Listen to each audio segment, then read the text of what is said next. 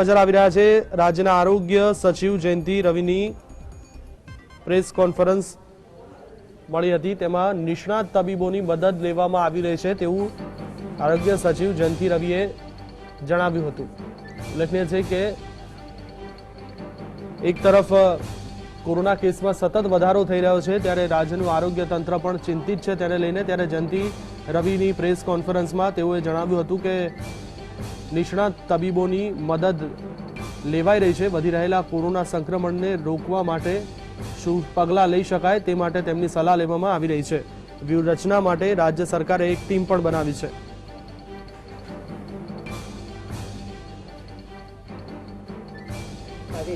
So she has also been working in SVP for many years now, and we are very happy. Shri Dr. Amiben Parikh is the professor and head of the medicine department at NHL SVP hospitals.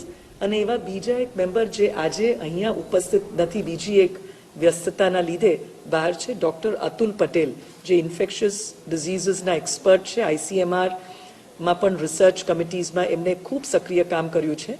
આજે ઉપસ્થિત નથી, પણ અવારનવાર van આ મીડિયાને મળવા માટેની તક જ્યારે પણ હશે, વી ડુ હોપ કે ફ્યુચરમાં પણ એ ઉપસ્થિત રહેશે।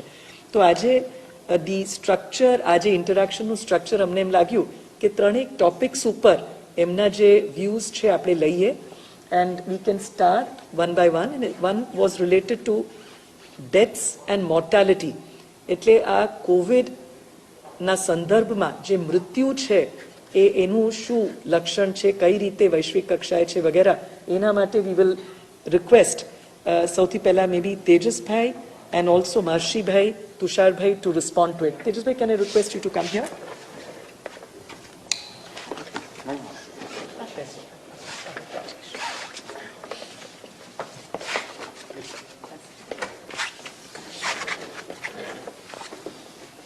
Good afternoon friends. અત્યારે આજે કોવિડ-19 પેન્ડેમિકનો જે કપરો સમય ચાલી રહ્યો છે અને 200 કરતાં પણ વધારે દેશો દુનિયાના એનાથી સંક્રમિત થયેલા છે, એમાં આપણે બાકાત નથી।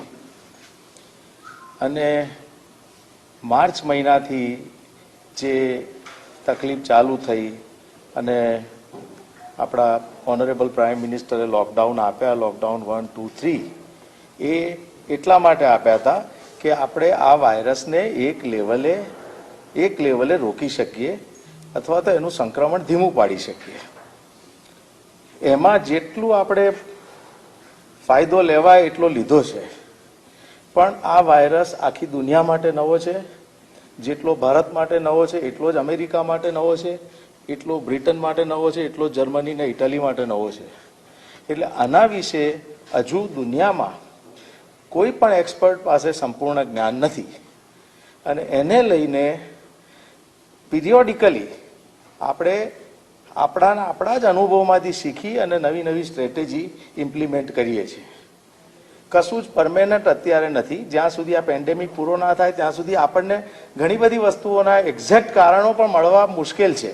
જેમાં આપણા જે ગુજરાત રાજ્યમાં જે ડેથનું ઇન્સિડન્સ વધારે છે, જે એકચ્યુઅલી હોસ્પિટલ ફેટાલિટી રેટ છે એનો ઇન્સિડન્સ વધારે છે, દાખલ થયેલા દર્દીઓમાં ડેથનો, એના વિશે જેટલા આપ લોકો ચિંતિત છો, જેટલો સમાજ ચિંતિત છે, એટલા જ અમે લોકો ચિંતિત છીએ। અને એના કારણો બહુ સાયન્ટિફિકલી શોધવા માટે પ્રયત્ન કરીએ છીએ, અને જ્યાં જ્યાં પણ લેપ્સિસ લાગે છે ત્યાં ત્યાં આપણે ચેન્જ કરીએ છીએ। આપણે કોન્સ્ટન્ટલી દુનિયાભરના જે એક્સપર્ટ છે એની સાથે ટચમાં છીએ। કંઈ પણ નવું આવે તો આપણે ઇમ્પ્લિમેન્ટ કરીએ છીએ, અને કઈ રીતે આ ડેથ રેટ ઘટાડવો એનો પ્રયત્ન કરીએ। એક તો બહુ સ્પષ્ટ વાત એ કરી દઉં મિત્રો કે વાયરસની હજુ સુધી કોઈ પરમેનન્ટ ટ્રીટમેન્ટ છે નહીં। અત્યારે જે આપણે ડેથ થઈ રહ્યા છે એ વાયરસના રિલેટેડ જે કોમ્પ્લિકેશન્સ, પર્ટિક્યુલરલી જે ફેફસા ઉપરનું સંક્રમણ છે અને સાઇટોકાઇન સ્ટોર્મ, કે પોતાના જ એન્ટીબોડી પોતાના જ શરીરને જે નુકસાન કરે છે અને ક્લોટ ફોર્મેશન થાય છે, એને લઈને મલ્ટિપલ ક્લોટ્સ જુદા જુદા બોડીના એરિયાઝમાં અને વાસ્ક્યુલર સિસ્ટમમાં થાય છે એને લઈને થઈ રહ્યા છે. અને સાયટોકાઇન સ્ટોર્મ માટે પણ જે અવેલેબલ ટ્રીટમેન્ટ છે, કોઈ ડેફિનેટ ટ્રીટમેન્ટ આ પર્ટિક્યુલર વાયરસથી થતા સાયટોકાઇન સ્ટોર્મ માટે નથી, પણ જે અવેલેબલ બેસ્ટ પોસિબલ ટ્રીટમેન્ટ છે એ આપવા પ્રયત્ન કરીએ. આ ડેથનું કારણ શોધવા માટે જ્યારે 1-1.5 મહિના પહેલા મિટિંગ થઈ હતી, એ વખતે એક આખો પ્રોટોકોલ તૈયાર કર્યો, predictors of mortality in our population, અને એને આપણે ઇમ્પ્લિમેન્ટ પણ કર્યો છે કે એ પણ હવે આમાં મુશ્કેલી એક જ છે કે કેમ અહીંયા ડેથ વધારે છે. તો હવે આ પ્રશ્નનો આ સ્ટેજે ડેફિનેટ આન્સર આપવો ખરેખર મુશ્કેલ છે. Let me be very honest with all of you. આ આન્સર અમેરિકામાં, ન્યુયોર્ક, ન્યૂ જર્સીમાં આટલો એડવાન્સ કન્ટ્રી છે ત્યાં કેમ વધારે છે એ પણ એ લોકો શોધી શકતા નથી હજુ સુધી એક્ઝેક્ટ કારણ. બધાના ઓડ્સ કાઢવા પડે. એ જ પ્રોબ્લેમ ઇટલીમાં છે, એ જ પ્રોબ્લેમ બ્રિટનમાં છે. અને ઇટલી, બ્રિટન, સ્પેન, જર્મની આ બધા યુરોપિયન કન્ટ્રી નજીકમાં છે, તે છતાં જર્મનીમાં કેમ ડેથ ઓછા છે અને ઇટાલી, સ્પેન ને બ્રિટનમાં કેમ વધારે છે એનું પણ કારણ શોધવું અઘરું છે.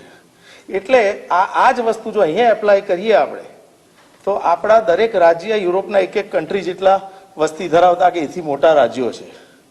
અને એટલે એક રાજ્યમાં ડેથ ઓછા છે, બીજામાં વધારે છે, એ બધું આપણે શોધવા પ્રયત્ન કરીએ છીએ, પણ એનું કોઈ હજુ સુધી તમે જેટલી જગ્યાએ જે લેપ્સિસ છે એ ફીલ કરી, અને અત્યારે અમારું ફૂલ કોન્સન્ટ્રેશન સિરિયસ પેશન્ટોને કેવી રીતે સૌથી વધુ ધ્યાન આપવું અને સિરિયસ પેશન્ટને વધુમાં વધુ કેવી રીતે બચાવવા એના ઉપર છે. એટલે આ મારું ઓવરઓલ પર્સપેક્ટિવ છે આ બાબતે, અને આઈ થિંક એ અમારી કમિટીનું પર્સપેક્ટિવ છે.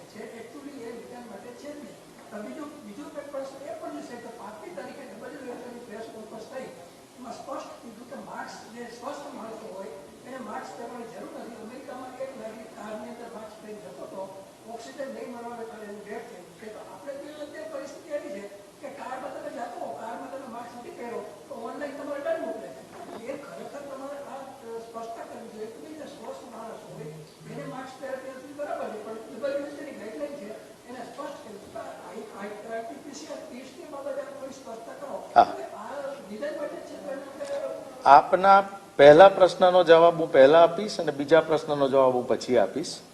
પહેલા પ્રશ્નનો મારે જે જવાબ આપવો છે આપે જ આપી દીધો છે. ફ્રેન્કલી આ આરટીપીસીઆર જે કીટ છે એ ઘણા બધા વ્યક્તિઓના મનમાં એવું છે કે આ ના હોય તો ડાયગ્નોસિસ ના થાય, ડાયગ્નોસિસ ના થાય તો કોમ્પ્લિકેશન થાય, કોમ્પ્લિકેશન થાય મૃત્યુ થાય. એની સેન્સિટિવિટી 65%ની રેન્જમાં છે. એનો અર્થ એ થયો કે 100 કેસ પોઝિટિવ કેસ હોય એમાંથી એ 65 ને પકડી શકે છે, એટલે બીજા 35 કેસ મિસ થાય. એટલે આ પર્ટિક્યુલર જે આરટીપીસીઆર ટેસ્ટ એ ગમે તેને કરાવવો જોઈએ એવું નથી, અને એ સિમ્પ્ટોમેટિક જેને કોઈ પણ લક્ષણ ના હોય એવી વ્યક્તિમાં તો કરવો જ ના જોઈએ. એ તો ડિપાર્ટમેન્ટ ઓફ સ્ટેટ યુએસની બી જે લેટેસ્ટ ગાઈડલાઈન 5મી મે ના રોજ પબ્લિશ થઈ એમાં બહુ ક્લિયર કટ લખેલું છે. બરાબર છે. આ ટેસ્ટ છે ને જે લોકોને કોવિડ ના ફૂલ ફ્લેજ સિમ્ટમ હોય અને તમારે કોવિડ વર્સિસ નોન કોવિડ તમારે ડિફરન્શિએટ કરવું હોય એના માટે અગત્યનો ટેસ્ટ છે. એવું નથી કે બિલકુલ અગત્યનો ટેસ્ટ નથી, પણ આ ટેસ્ટ ઉપર ઘણી બધી ચર્ચા અને ઘણી બધી મિથ્સ પ્રવર્તે છે અને ઘણી બધી ખોટી માન્યતાઓ પ્રવર્તે છે. એટલા માટે બહુ સ્પષ્ટપણે WHO, ઇવન અમેરિકન જે બોડી છે એ લોકો, FDA અને બધા બોડી, બ્રિટિશ બોડી, આ બધા બોડી આ ટેસ્ટના ડેફિનેટ જે ઇન્ડિકેશન આપેલા છે એમાં એક તો આ વસ્તુ નક્કી જ છે કે કોઈ પણ એસિમ્પ્ટોમેટિક ઇન્ડિવિજ્યુઅલમાં આ ટેસ્ટ કરવાની જરૂર નહીં. એસિમ્પ્ટોમેટિક ઇન્ડિવિજ્યુઅલ કોઈ કોવિડ પોઝિટિવના સંપર્કમાં થોડા ટાઈમ માટે આવ્યો હોય એને બી એ પોતે એને તકલીફ ના હોય તો એને બી કરવાની જરૂર નહીં. અને કોઈ વ્યક્તિને કોવિડ પોઝિટિવ થઈ ગયું છે તો જોવા માટે કે હવે નેગેટિવ થયું છે કે નહીં, એના માટે પણ આ ટેસ્ટ કમ્પલસરી નથી. એટલે આ બહુ જ સમજવાની જરૂર છે. એના સ્પેસિફિક ઇન્ડિકેશન છે અને ડૉક્ટર અતુલ પટેલ જે ગુજરાતના ઇન્ફેક્શિયસ ડિસીઝના સ્પેશિયાલિસ્ટ છે, ડૉક્ટર પંકજભાઈ શાહ આપણા વડીલ અને કેન્સર ફિઝિશિયન, અને મને આ કામ कोर्टના आदेशથી सरकार द्वारा सौंपવામાં આવે. बॉडी के अंदर हो diabetes, blood pressure, heart attack की बीमारी या कोई और इम्यूनोलॉजिकल प्रॉब्लम, वो जो मरीज होते हैं उसमें कोई भी रोग पकड़ने का ज्यादा चांस होता है, और ये नया रोग है तो वो भी ये पकड़ सकता है. इसलिए कोमॉर्बिडिटी को तो गिनना पड़ता है, उम्र को भी गिनना पड़ता है, क्योंकि 60, 70, 80 साल जैसे उम्र बढ़ती है वैसे इम्यूनिटी कम होती जाती है, तो उसका भी ये कारण हो सकता है. लेट प्रेजेंटेशन इसलिए कि जो साइटोकाइन स्टॉर्म का जो मैक्सिमम जो खराब कॉम्प्लिकेशन जो होता है वो 8 से 11 दिन के बीच में, 8 से 10 दिन के बीच में होता है, जो पहला सिम्टम के. इसका मतलब है कि आज मैं कोरोना से संक्रमित हुआ और मुझे बुखार आज आया तो मैं पैरासीटामोल लिया, घर पे रहा 5 दिन 6 दिन, फिर मैं और कॉन्फिडेंस में आके ज्यादा कुछ काम किया, ये किया, और कोई कारणसर साइटोकाइन स्टॉर्म जो है इससे मैं स्टक हो गया और फिर मैं हॉस्पिटल में गया, या तो मैं डॉक्टर को दिखाने गया, मैं डॉक्टर को दिखाने ही गया, तो फिर डॉक्टर आपको एडमिशन के लिए बोलेंगे तो ये लेट प्रेजेंटेशन बोलते हैं और वो काफी खराब परिस्थिति होती है. तो ये सब, और साइटोकाइन स्टॉर्म का एक प्रॉब्लम ये है कि बच्चे को भी हो सकता है, यंग आदमी को भी हो सकता है, बुजुर्ग को भी हो सकता है, कोई भी एज में हो सकता है, क्योंकि ये वायरस का संक्रमण होता है. तो ये जो सेल है, जो मैसेंजर सेल, वो संक्रमण को पहचानते हैं और इम्यून सिस्टम को मैसेज भेजते हैं, जिसमें से एंटीबॉडी प्रोड्यूस होते हैं. कभी कभी ज्यादा मैसेंजर सेल क्रिएट हो जाते हैं तो ज्यादा एंटीबॉडी क्रिएट होते हैं, तो ये एंटीबॉडी वायरस के साथ लड़ने के साथ खुद के बॉडी के साथ लड़ने लगते हैं, तब ये कॉम्प्लिकेशन होता है. तो मल्टीपल चीजें इसके अंदर है, तो कोई एक चीज के लिए कुछ वो, इसी कारण सर जो प्रिडिक्टर ऑफ मॉर्टालिटी वाला जो हमारा प्रोटोकॉल है, इसमें ये सब को हमने प्रिडिक्टर बना के ये कर रहे हैं. मगर कभी भी मॉर्टालिटी का एग्जैक्ट रीजन इस तरह के पेंडेमिक या कोई एपिडेमिक में हमें ढूंढना है ना, तो ये अनफॉर्चुनेट है, मगर दुनिया भर में लोग जानते हैं कि फाइनल रीजन तो ये एपिडेमिक या पेंडेमिक एंड होगा, उसके बाद जो डेटा एनालिसिस होगा उससे पता चल सकता है.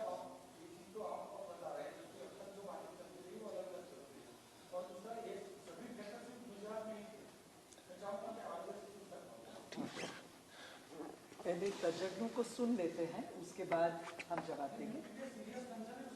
बिल्कुल बिल्कुल. तो कोई लक्षण न जણાતા હોય તેને તો ટેસ્ટની જરૂર નથી. કોરોના વાયરસની આખા વિશ્વ માટે નવો છે. ડોક્ટર તેજસ પટેલ આરોગ્ય વિભાગની આ પત્રકાર પરિષદની અંદર ડોક્ટર તેજસ પટેલે મહત્વની જાણકારી આપી.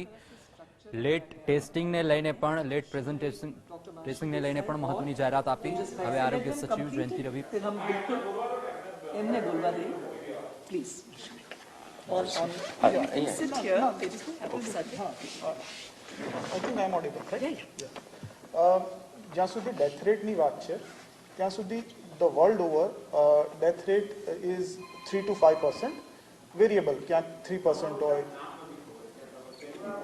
ડૉક્ટર મહર્ષિ દેસાઈ, જી, હું ડૉક્ટર મહર્ષિ દેસાઈ છું, હું ક્રિટિકલ કેર સ્પેશિયાલિસ્ટ છું અને હું અપોલો હોસ્પિટલમાં એસોસિએટેડ છું. ઓકે, સો આપણે ડેથ રેટની વાત કરતા હતા, તો ડેથ રેટ જે છે વર્લ્ડ ઓવર 3 to 5% જેવો છે. કોઈક જગ્યાએ 3% છે, કોઈક જગ્યાએ 5% છે, કોઈક જગ્યાએ 5.5% છે, કોઈક જગ્યાએ આના કરતાં વધારે છે.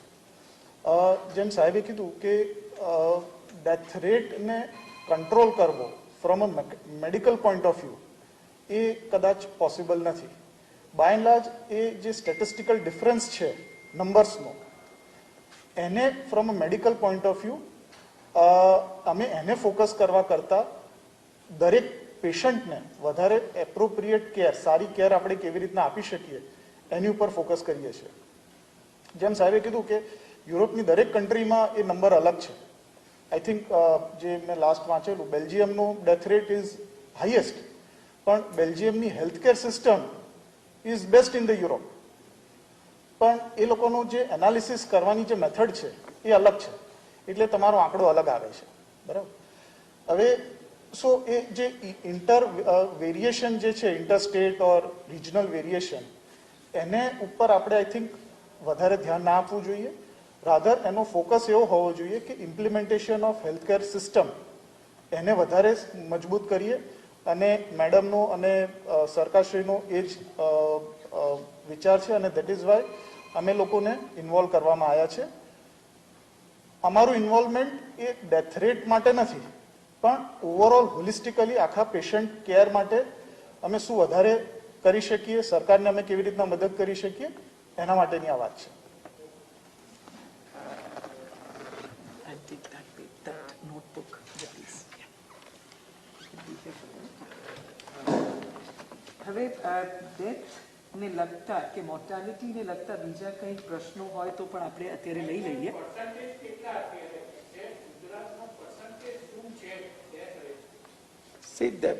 બે રીતે ડેથ રેટ કેલ્ક્યુલેટ થાય.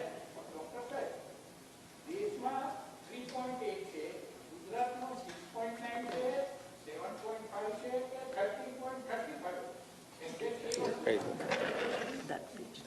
No, the whole set. બોલો.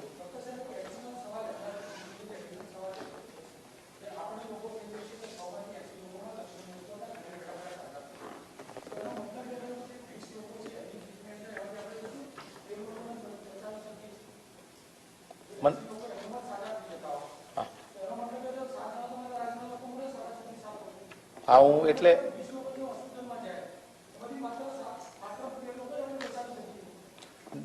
આ છે ને જે 100માંથી 80, તમે જો એસિમ્પ્ટોમેટિક કોવિડ પોઝિટિવ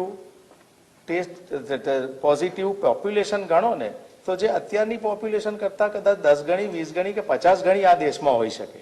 બરાબર છે? એટલે એ જેને કહેવાય ને, એનો જે ફેટાલિટી રેટ છે ને, એને આપણે ઇન્ફેક્શન ફેટાલિટી રેટ કહીએ છીએ. અને હોસ્પિટલમાં એડમિટ થઈ અને જે પેશન્ટ ગુજરી જાય છે, જેના ડેથ થાય છે, એ કેસ ફેટાલિટી રેટ કહેવાય.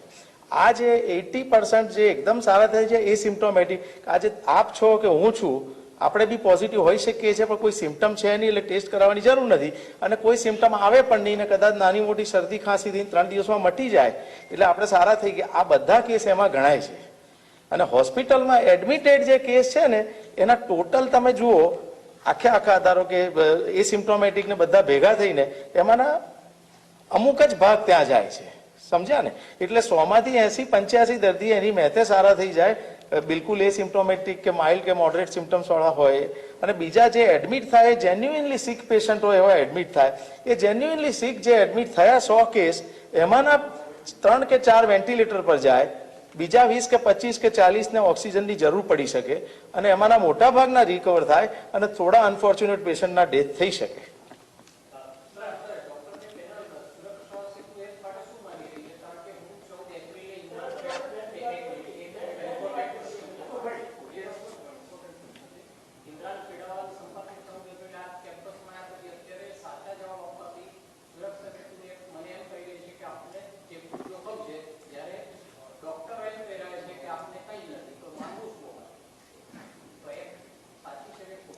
સુરક્ષા સેતુ એપ વિશે એટલે આરોગ્ય સેતુ એપની વાત કરો છો? આરોગ્ય સેતુ. તો આરોગ્ય સેતુ એપ જે છે, તમારા ડિસ્ટન્સમાં કોઈ, એટલે જે અમુક રેડિયસની અંદર પોઝિટિવ જે વ્યક્તિ હોય એ આવે તો એને બીપ કરવામાં આવે છે. એટલે જો તમને એવું સિગ્નલ મળતું હોય તો તમે સાવચેત રહી શકો, એવી વ્યવસ્થા આ એપમાં કરવામાં આવી છે.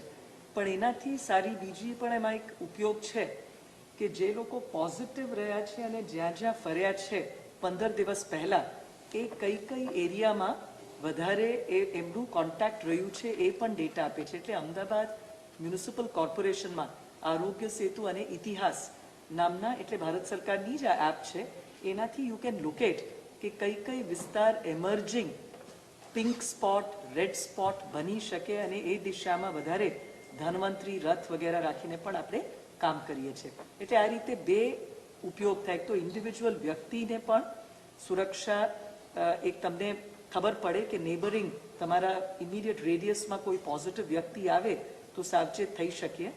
અને બીજું છે કે પ્લાનિંગ માટે, સર્વેલન્સ માટે પણ કયા વિસ્તારમાં એમર્જિંગ હોટસ્પોટ્સ થવાના છે એ દિશામાં પણ આપણને માહિતી મળી શકે છે. બરાબર. What we will do is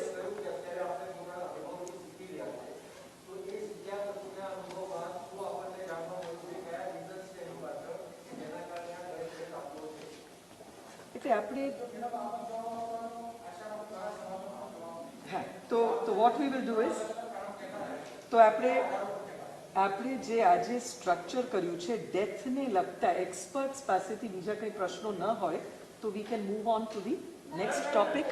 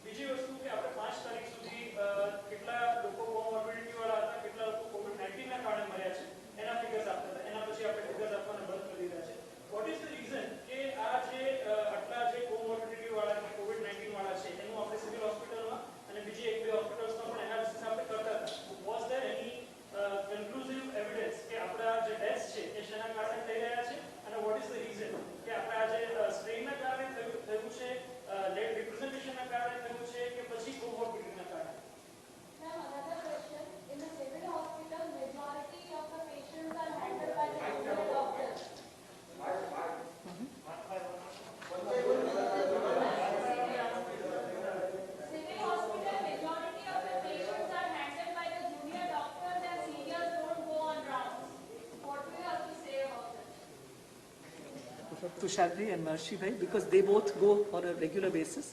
Why don't you come this side? Tusharji, you can.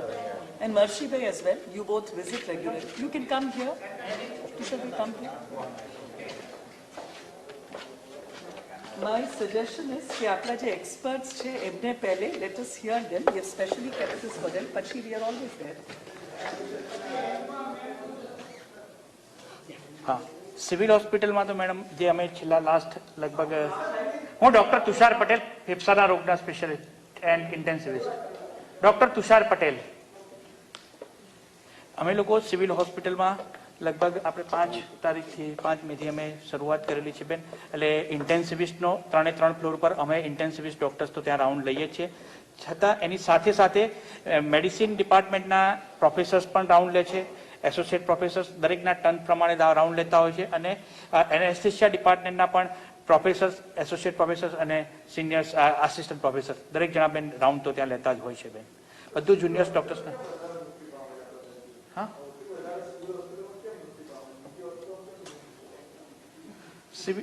Civil હોસ્પિટલમાં પ્રેઝન્ટેશન્સ ઘણા લેટ આવતા હોય છે જે દર્દીઓને અને જે છે એ મોસ્ટલી એન્ડ વધારે આવતા હોય ને વધારે જે છે એ કોમોર્બિડ્સ વાળા વધારે આવતા હોય છે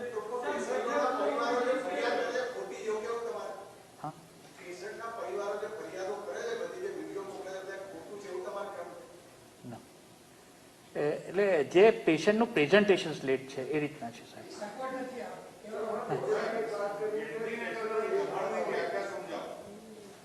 Let us go topic by topic. એટલે અત્યારે ડેથને લગતા જે ઇશ્યુઝ છે if there is anything further we will go on that અને એના પછી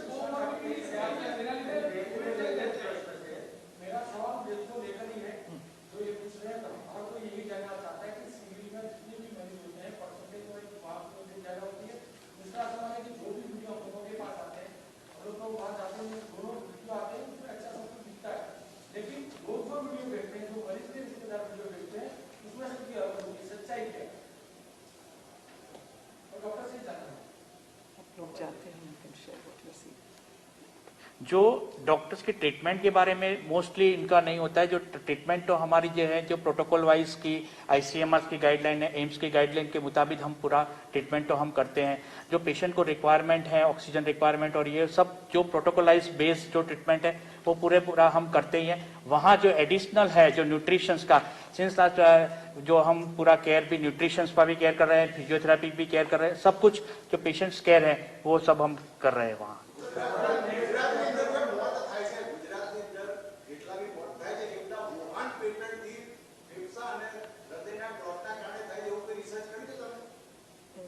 No. L strain, S strain નો જે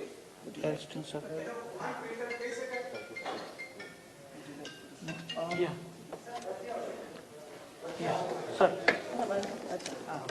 મેડમ આવી જાઓ. નહીં નહીં ત્યાં. અહીંયા જ આવી જાઓ. because the mics are here. You can also add.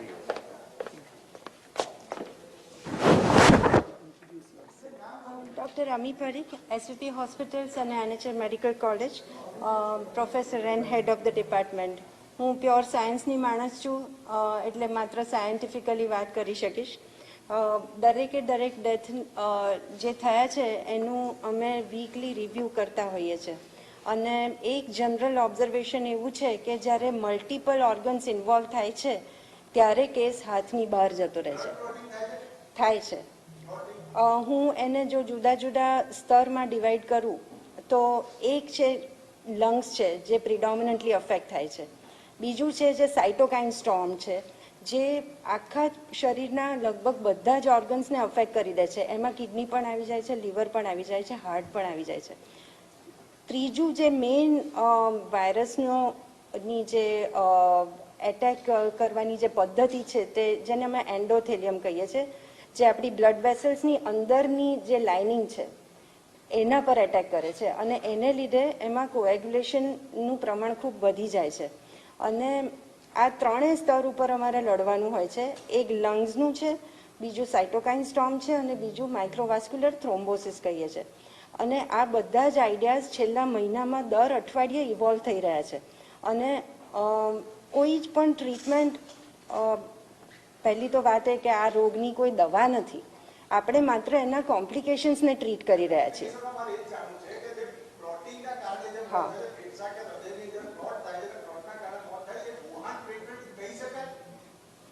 વુહાનમાં કેટલી ઓટોપ્સીસ થઈ છે?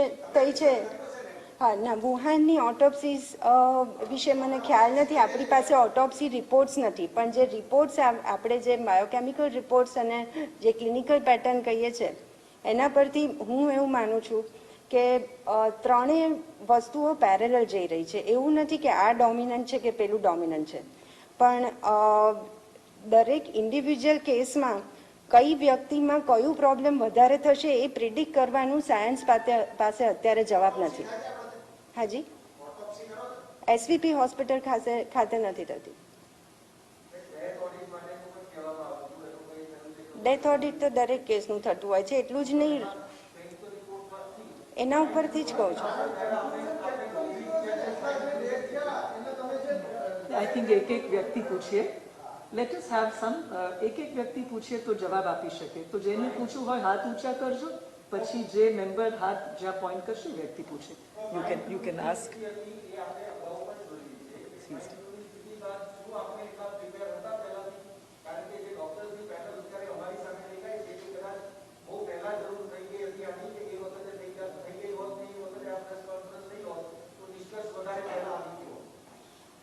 ડૉક્ટર્સ, હું માનું છું તેમ ડૉક્ટર તેજસભાઈએ કીધું તેમ case two case base clinical details ઉપર પૂરેપૂરું ડેડિકેશનથી ધ્યાન આપે એ વધારે જરૂરી છે, રાધર દેન કોઈ પણ આંકડા ઉપર ધ્યાન આપે.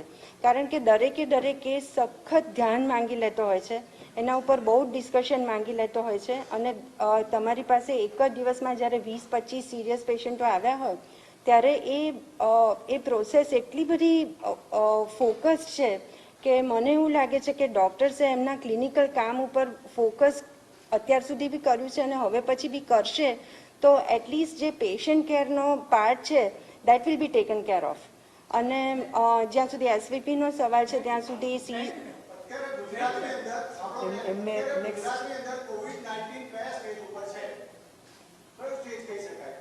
એ પ્રિવેન્ટિવ મેડિસિનનો વિષય છે અને હું એના ઉપર એટલામાં તમારે 1 મિનિટ આપનો હાથ ઘણા સમયથી છે, પ્રશ્ન પૂછો.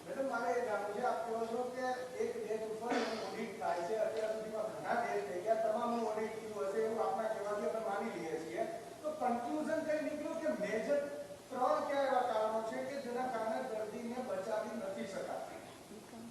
સાઇટોકાઇન સ્ટોર્મ મુખ્ય વસ્તુ છે.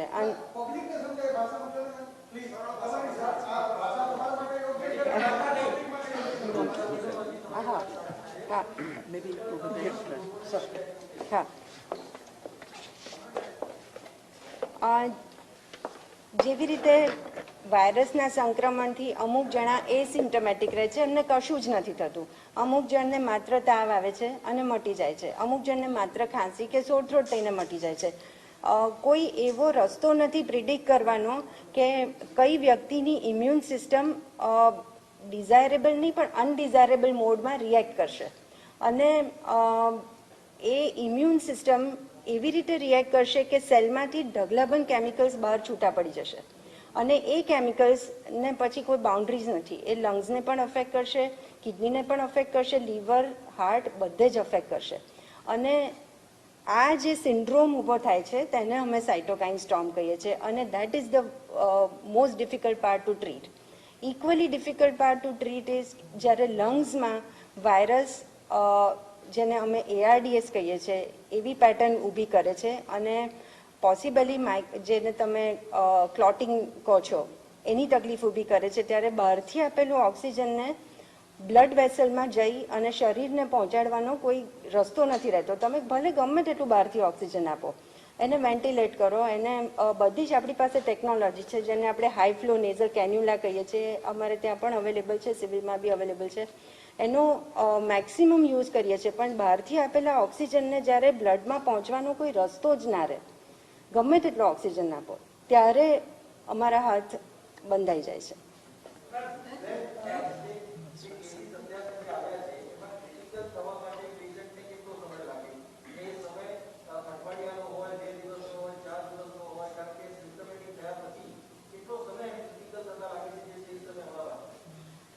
હું ઇન્ડોર પેશન્ટ્સની વાત કરું તો જે પેશન્ટ્સ વોર્ડમાં બહુ વહેલા આવી જાય છે અને જે અમારા ઓબ્ઝર્વેશન હેઠળ હોય છે, એ પેશન્ટ્સ 7 દિવસની આજુબાજુ જ ડિટીરિયોરેટ થતા હોય છે. જે પેશન્ટ સીધા સિરિયસ થઈને આવે છે, એમને ઇલનેસ ક્યારે ચાલુ થઈ હતી એ શોધવાનો બહુ પ્રિસાઇઝ રસ્તો અમારી પાસે નથી હોતો, પણ જે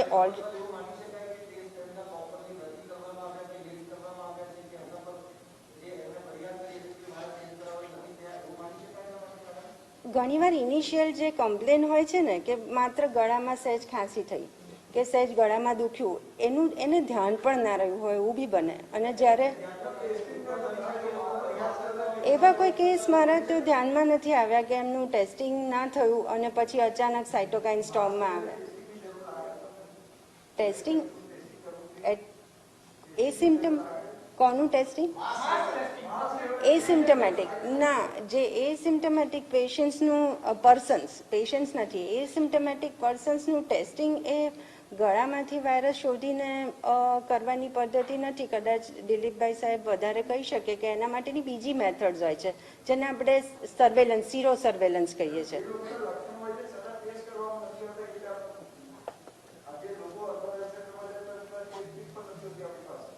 એના વિશે હું એટલીસ્ટ અમારી હોસ્પિટલ પૂરતું હું કહી શકું કે અમારી પાસે આવશે તો થઈ જશે. એનો જવાબ કદાચ મારી પાસે